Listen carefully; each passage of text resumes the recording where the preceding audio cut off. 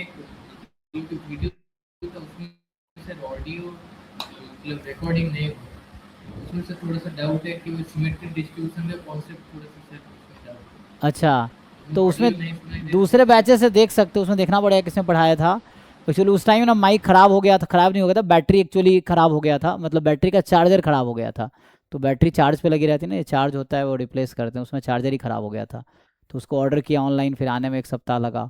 तो उस बीच में अराउंड वो रिकॉर्डिंग का दिक्कत हुआ था। सो वो आवाज़ इको कर रही थी ना।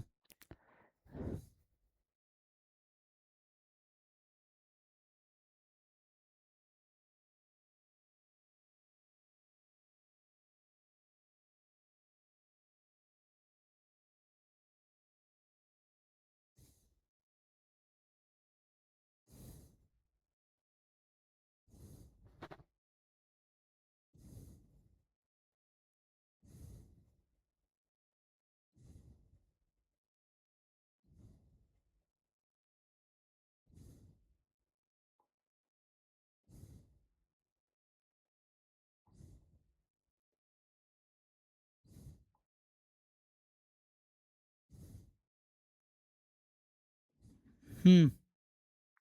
तो क्या सिमेट्रिक डिस्ट्रीब्यूशन बताना है? है। जी सर, एक एग्जांपल से थोड़ा सा सर ब्रीफली अगर तो इसको तुम जैसे एकलव्या, मान लो रिकॉर्डिंग एक बैच में थोड़ी इधर उधर होती है ना, कितने रिकॉर्डिंग, वन का अलग है, वन में जाके किसी में भी देख सकते हो आप। जैसे 1 2 3 4 है ना, तो 1 2 का मान लो एक साथ चल रहा था, 3 का अलग चल रहा है, 4 का अलग चल रहा है, अभी जाके 1 2 कंबाइन हुआ ना। तो 1 2 में अगर जाके देखो तो पता चल जाएगा, लेकिन ठीक है देखो बता देते हैं। तो इसमें मेनली क्या है, सिमेट्रिक डिस्ट्रीब्यूशन क्या होगा, अगर इसको हम डिफाइन करें तो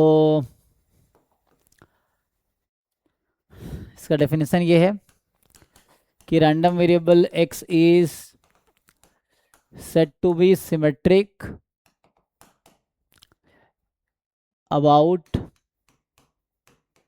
a number alpha if and only if। तो हम ये कह रहे हैं कि अल्फा अबाउट कोई रैंडम वेरिएबल सिमेट्रिक है, तो अल्फा के जितना आगे जाओगे और अल्फा के जितने पीछे रहोगे वैल्यू सेम रहेगी।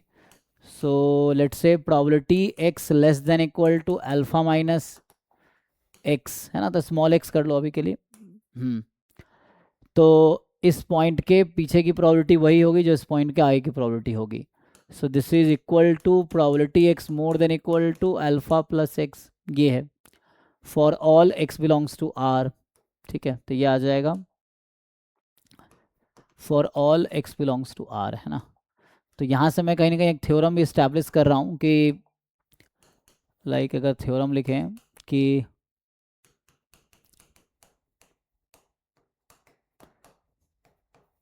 x is symmetric about alpha if and only if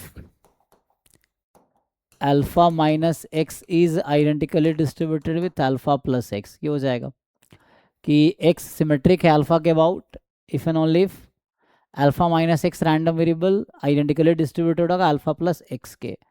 इसी चीज़ को अगर मैं थ्योरम के फॉर्म में लिखूं, है ना, तो ये तो चलो हो गया। इसी को थोड़ा सा मैं अगर ये तो अलग थ्योरम में रिलेटेड नहीं है, तो इसको मैं इधर लिखता हूँ। ठीक है, चलो। एंड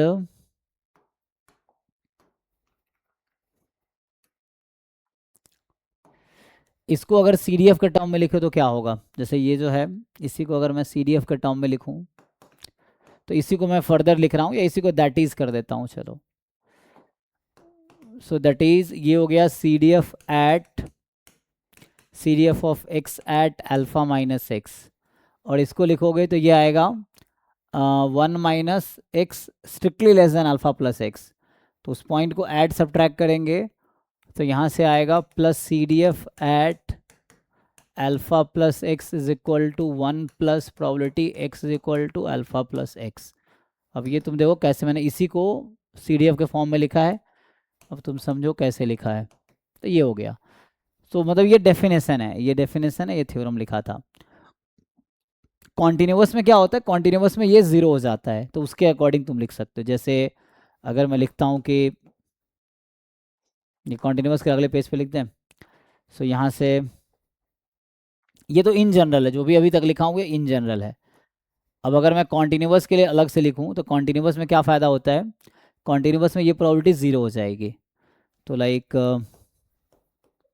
थ्योरम में लिख देता हूँ, let x be a continuous random variable, ठीक है। तो then x is symmetric about alpha if and only if.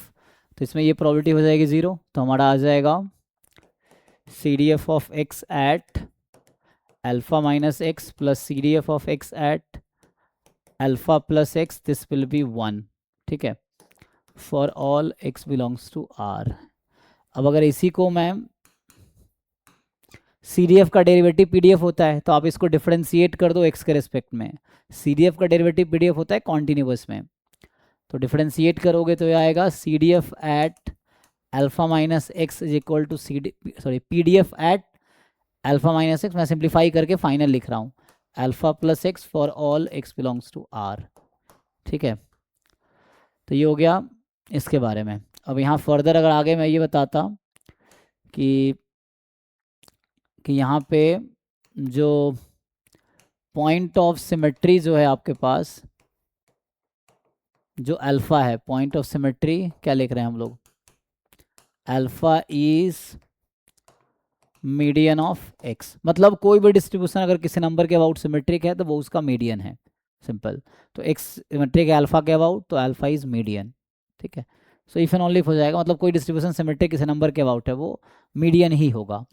और फर्दर अगर ऐसा होता है कि इफ़ मान लो मीन एग्जिस्ट करती है तो देन ई एक्स भी अल्फ़ा होगा, ठीक है।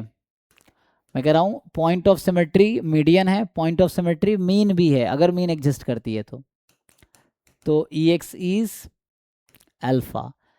एंड फर्दर आगे मैं ये बोलूँ इफ़ मोड यूनिक है, सो अगर मोड आपका यूनिक है तो मोड भी अल्फ़ा होगी। तो इनडायरेक्टली मैं ये कह रहा हूँ कि अगर कोई डिस्ट्रीब्यूशन अल्फ़ा के अबाउट सिमेट्रिक है तो मीन मीडियन मोड तीनों अल्फ़ा है, बट विथ रेस्ट्रिक्शन है कि मीन एग्जिस्ट करना चाहिए, मोड यूनिक होनी चाहिए, मीडियन तो होगा ही, मीडियन में कोई रेस्ट्रिक्शन नहीं है।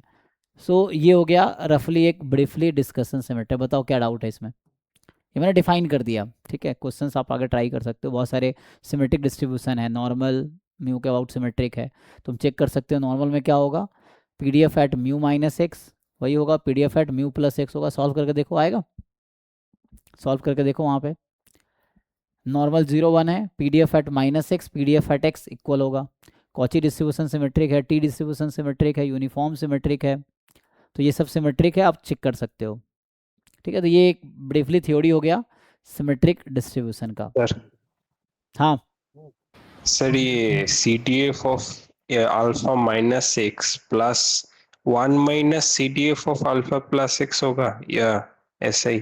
तुम सिंप्लीफाई करके देखो, तुक्का क्यों लगा रहे हो, लिख के देखो। मैंने बीच के लाइन सर वही बोल रहे हो बीच ऐसे के लाइन जो हमने छोड़ा है, बताओ इसको अगर मैं लिखूंगा ये क्या होगा, 1 माइनस क्या होगा, दिस इज 1 माइनस व्हाट, अच्छा ओ समझ गया हाँ। तो उसमें इंक्लूड एक्सक्लूड किया मैंने, 1 माइनस करेंगे तो ये पॉइंट इंक्लूड नहीं होगा, तो सी डी एफ बनाने के लिए मुझे उसको इंक्लूड करना पड़ेगा, तो उसके बदले में मैं क्या करूँगा, लेकिन वो माइनस में है तो वो एक्सक्लूड होगा, तो लिख के देखो पता चल जाएगा ना। अरे भाई इसमें क्या है, 1 माइनस प्रोबेबिलिटी, मतलब तुक्का ऐसे देख के थोड़ी पता हाँ, चलता है, समझ गया सर हमारे हाँ पास मतलब एक तो ये होता है ना तुम्हें, मतलब हमारे एक आँख की ना ये लिमिटेशन है, सोच की भी एक लिमिटेशन है, हम यहाँ से 2 मीटर देख सकते हैं, 4 मीटर देख सकते हैं, अब तुम सोचो यहाँ से 500 किलोमीटर आगे देखना फिर तो गलत फहमी में हो, तो हम वहाँ के बाद फिर तो वहाँ तक तो पहुँचो लिख के, इसलिए लिख के चीज़ें लिखने में गलती नहीं होती है, क्योंकि लिखते तो इस स्टेप हमें दिखता है, अब यहाँ से तुम आगे 20 स्टेप आगे नहीं सोच सकते मेंटली, तुम आगे मेंटली 2 स्टेप 3 स्टेप आगे सोच पाओगे, तो लिख के देखो तो क्लियरिटी आ जाएगी, ये चीज़ें। सो 1 minus x less than alpha plus x हो गया, ये है ना। अब मैं क्या कर रहा हूँ, इसको लिख रहा हूँ 1 minus probability x less than equal to alpha plus x. अब मुझे क्या करना पड़ेगा, यहाँ मैंने इंक्लूड किया लेकिन यहाँ माइनस है, तो ब्रैकेट में मैं एक्सक्लूड करूँगा इसको। अब इसको खोलूँगा तो क्या होगा, ये 1 minus C D F at alpha plus x, x बराबर अल्फा प्लस एक्स। तो इसको मैं बुला लिया लेफ्ट साइड में, तो ये रह गया 1 प्लस अल्फा प्लस एक्स। ठीक है।